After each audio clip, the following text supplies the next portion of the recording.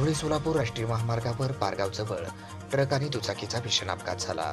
यामध्ये दुचाकीस्वाराचा जागीच मृत्यू झाला असून त्याच्या दुचाकीचे 2 तुकडे झाले आहेत. सदर दुर्दैवी घटना आज मंगळवार दिनांक 16 जुलै रोजी सकाळी 11 वाजता घडली आहे.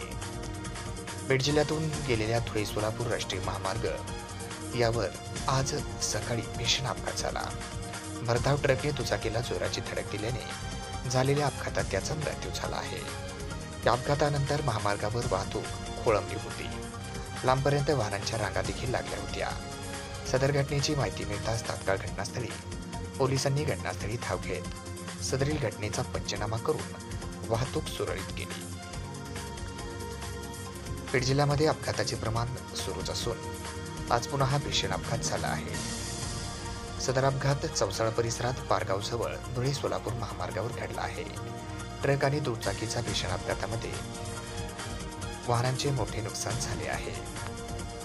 सदर झालेल्या भीषण अपघातामध्ये बाळासाहेब दिलीप भोसले वय 26 वर्ष याचा जागीच मृत्यू झाला आहे. दरम्यान या घटनेनंतर नेकनूर पोलिसांनी घटनास्थळी धाव घेतली असून पुढील तपास आणि कारवाई सुरू आहे. या प्रकरणी ट्रक चालकावर देखील कारवाई करण्याचे कार्य सुरू आहे.